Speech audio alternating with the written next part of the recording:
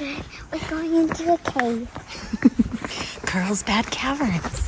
You excited? Yes, there might be bats in it. Yeah. Wow.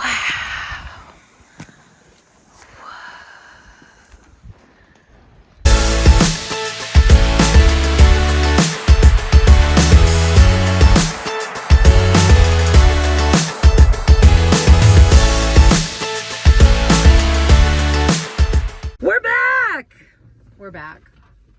We didn't leave the Jeep Wrangler, but we did leave the RV for about a month. We'll round out last year, 2023, calling this New Mexico New Year. We left our living golden journey in Arizona. We had spent Thanksgiving in Phoenix with Justin's sister, and then we had just this overnight in Tucson. But I will tell you, like, while we were home, I think the top two questions we got were, when are you coming back? Or like, when are you going to be done? To which the answer is, we don't know. We don't know. And the second question we got asked is, so what's your favorite place you've been so far? We don't know. We don't know. That's really hard to answer because it's like comparing apples and oranges, I think. Like, how do you compare San Diego to the mountains of Montana? But I kind of categorize it into like, there's places that were so stunning and worth it to go to, places that I could live, and then places that I wish we could have had more time in. And Tucson, Arizona is that to me. It's kind of funny because Justin actually lived there, like as a young adult. You went to school there for a while. So you probably don't maybe feel that way about Tucson, but we were there like less than 24 hours. I took a little field trip to Saguaro National Park with our youngest two that I homeschool. It was magic, you guys, because it was pouring down rain, but it's the desert. So I don't think this happens very often. We're literally caught in the rain. We're soaking wet. We were at this national park. There's two areas to it. And we went to the one on the west side of town with all the cacti, and we didn't see any wildlife, but we were able to drive the whole trail. And then we actually were there at sunset right before the park closed. And it was because of the rain that had just gone through. I'm not kidding, like goosebumps. It was one of the most beautiful sunsets I've ever seen. And then we're walking this nature trail because the rain had just let off. We're watching the sunset and we turn because the path goes back by the car and we see a double rainbow over all of like the saguaro cacti in the background. And like, I could have cried. I really actually tried to downplay it because I was so sad that Justin and Daphne were not there to see it. But we have some like video and photos that almost capture the beauty. Oh, you want to say something? What are we doing? We're at the Sonoran Desert and we're taking a short hike. What is it doing right now? It's raining. Is that what we thought was going to happen in the desert? No. No, we thought it was going to be dry here. But we are soaking wet. We're getting rained on. And we are here right as the sun is breaking from the clouds that it's been pouring down on us. And it's about to set into the mountains. It's beautiful. It's worth it. Even if it's... Look at that double rainbow. Oh no, I really want to... Double rainbow on the one side. Sunset into the mountains. I wish we could have spent more time in Tucson, but it really was just a layover. We were on our way to... New Mexico. And this was... New Mexico is really not necessarily a destination. We wanted to take it off, scratch it off our list, but it was really just like the layover leading up to what we thought would be Texas. Yes, it was our path back east after being on the West Coast, but also, yes, we needed this sticker, which I actually just looked up and we still haven't put our sticker on. So we're going to do that and we're going to put it in this video because we worked hard for that sticker.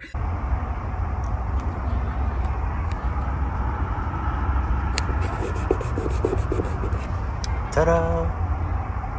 But also, New Mexico was actually on our very first itinerary when we first got our RV in 2020 because of the White Sands National Park was kind of on my radar. So I felt like I had been waiting 3 years to finally make it to New Mexico. And man, I really got more than I bargained for because I didn't just get that one national park. I got Four. Four. Because I got, well, one is, two of them are not in New Mexico, but because of Tucson, I got the Saguaro National Park almost by accident.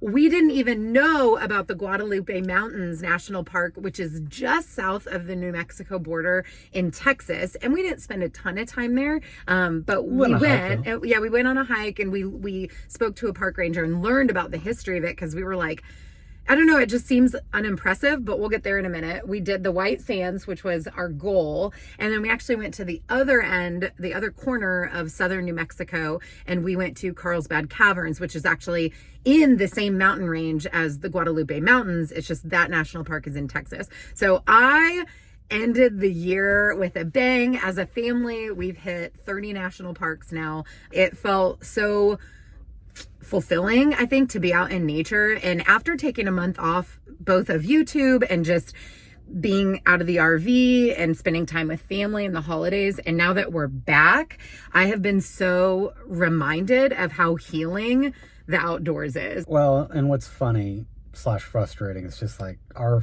family dynamic is just, we need sunlight. We do not do well in gray weather. No. Or cold. Or winter. And if it's gray and cold, like, forget about it. The whole family shuts down. We're just sad. And for some reason, it literally evaporates the second the sun comes out. Being outside and doing anything, just doing, is when we're at our best. Yeah. And so New Mexico gave us a great opportunity to do that too. So we kind of talked about Saguaro National Park. Yeah. White Sands. I'd been waiting 3 years. Yeah, we had. And we had also been to Great Sands. Not to be confused with National Park in Colorado. Yes, which is also super cool. Epic. Yeah. Like, incredibly tall sand dunes. We had the opportunity to surf and sled down the sand dunes. So I think we kind of had an expectation for what White Sands... What it would be like. Yeah. Or what to expect a little bit. We are at White Sands National Park in New Mexico. I've been waiting to come here for years. We were actually supposed to come here in 2020, which was the year we bought our RV, and we were going all around the country. This was right after the pandemic started. It was that summer, and we were supposed to be gone 8 weeks, and we had sort of a family emergency that took us back to Kansas City early, and we never made it, and I've had it on my list since. So this is, in fact, white sand up against the mountains. It kind of looks like snow. And what's really cool is, because it's November, I wonder if I can even get you guys to see this. There is snow on this mountain. We just had lunch down here in this huge parking lot with all these individual picnic tables. And now my family is sand sledding. It's cool, and it feels like It's white sand. it's so cold that it feels like snow turned into powder. Yeah.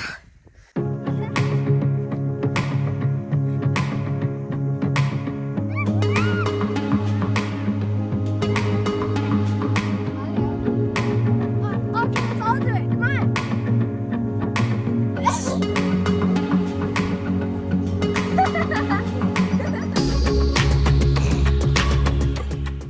In Colorado's national park, you have to rent from them. You have to use the what's it called that you rub on it? Wax. The wax that you rub on it, and you have to use you have to rent their stuff. You can't bring in your own. And then White Sand Dune in New Mexico felt a lot more like, do whatever you want. Like, there wasn't, you know. We stayed at a great RV park, and they literally had sleds that you can borrow and take to the sand dunes. Yeah, the Las Cruces KOA, they just remodeled everything. It was really, really nice. Big shout out to that new owner of the KOA. If anything comes from this trip, Laura and I will be able to do a completely separate venture critiquing RV parks and creating a guide.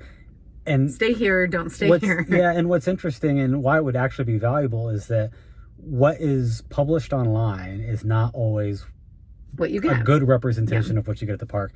In this case, the park was better. It was way better as far as expectations. The view was gorgeous, first Beautiful. of all. Yeah. But then the accommodations and the renovations that they had made were awesome. Really They were nice. really good. Yeah.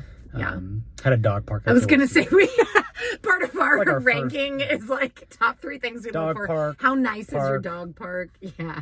Kids park for the kids, But they had redone their showers, which were awesome as well. Yeah, it was super nice. So anyways, So Sand It's a Dunes one-day National Park. thing. We were there for a day, several small hours. park. Yeah, to spend a day there. It was worth it. And there was a snow-capped mountain peak in the background. I mean, it was very beautiful. And it was probably 45-minute hour drive from the KOA. Yeah. So that was awesome.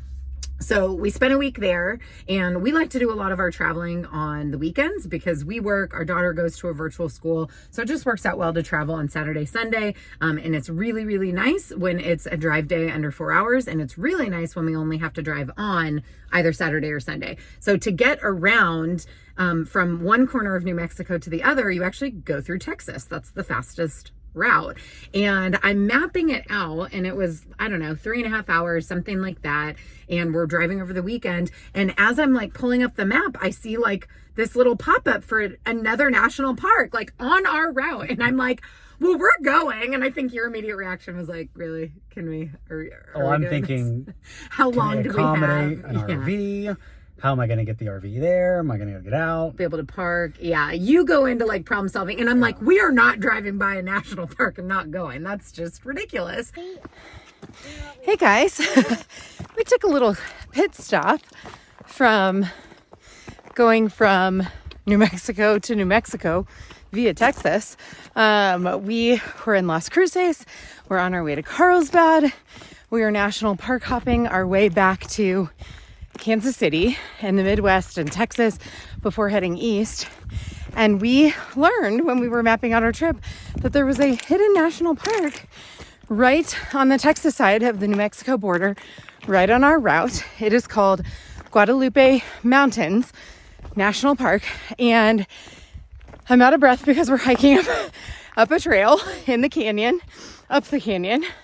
And I'm not gonna lie, as we pulled up, I was like, we've been to a lot of national parks. I'm not sure what makes this special. And we went in and we talked to one of the park rangers, and she educated us that these are not your typical mountains back here. Hi, Henry. They're not your typical mountains at all. They are a reef, primarily sponge reef, unlike coral reef that is well known in Australia. And this used to be underwater. This was formed 270 million years ago. And so there are fossils along the trail. And so not only did the water recede over time, obviously, because I'm not swimming, but also these mountains were pushed up over time, and the shelf of the sea was pushed up. And so all of this was underwater, and it's really a great reef preservation that is now exposed. But from the untrained eye, it just looks like any other mountain range as you're passing through the Southwest. So that was our fun surprise today. And we are going to go to Carlsbad National Park, the Caverns, which was on our list, which we learned is actually this exact same mountain range. So tomorrow we'll be going into the mountains to see what was created over millions of years too. So it's pretty cool.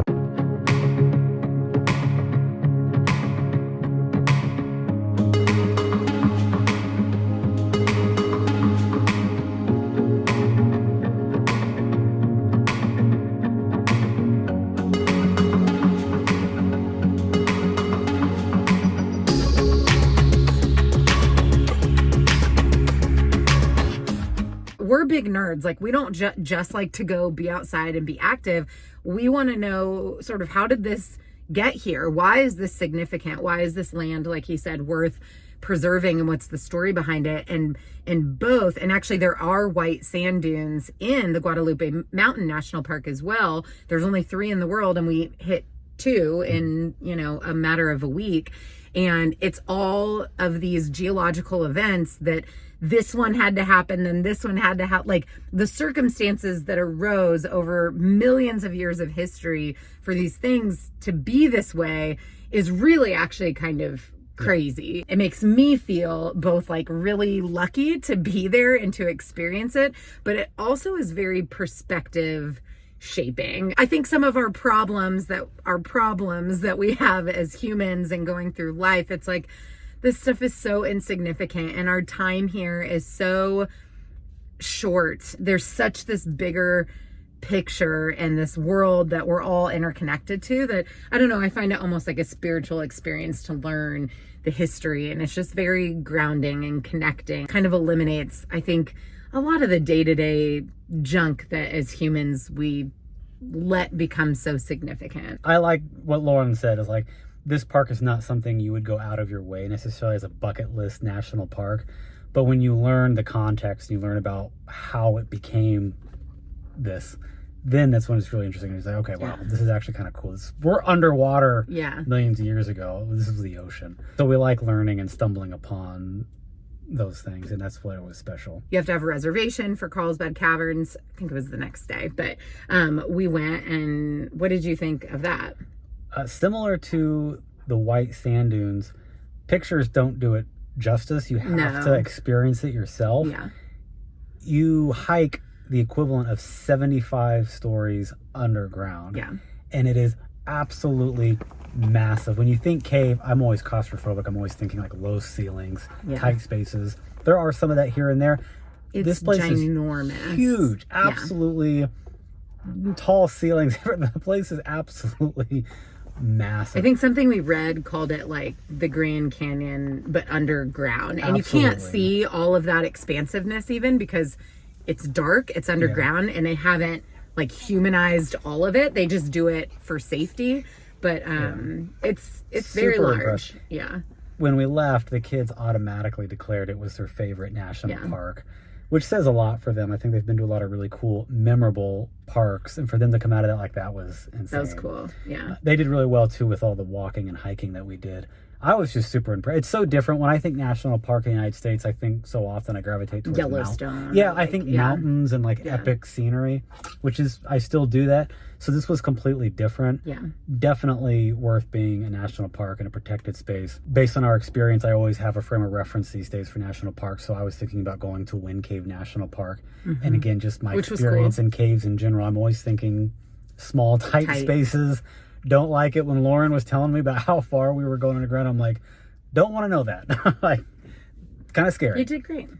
Nothing about it's scary. I'm telling you, it's so open. Yeah. There's so much space down there. It's and at the bottom, I remember it looked kind of like Candyland, but like beige. There's a store down there. That's in a bathroom. And there is an there. elevator to get back up. So we only hiked in. Yeah. And then you take an elevator out. But what's really cool about this part of the country, though, is like they're all so accessible. Like you can go hit up 3 of these national parks. They each only need a day. Whereas like you don't want to go to Yellowstone for one day. Like you're going to miss everything. You need multiple days at minimum, you know, but these are like, you can do a whole family vacation in like a week of spring break. Like you don't have to be a full-time family to go experience these places. So I thought they were really awesome. This kind of brought us to the close of like, okay, what are we going to do? Like we need some maintenance on the RV. Like what do we want to do for Christmas? And we had a lot of hypothetical, like,